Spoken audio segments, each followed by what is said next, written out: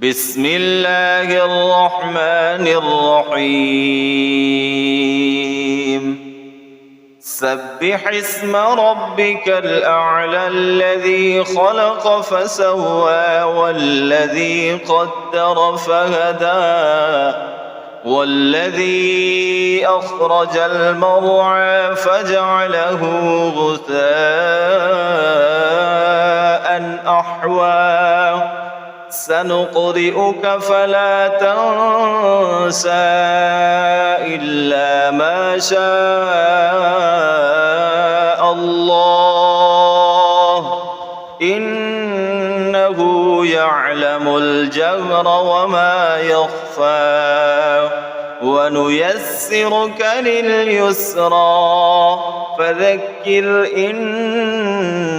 نفعت الذكرى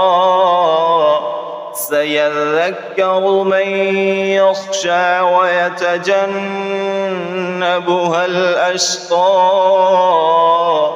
الذي يصلى النار الكبرى ثم لا يموت فيها ولا يحيا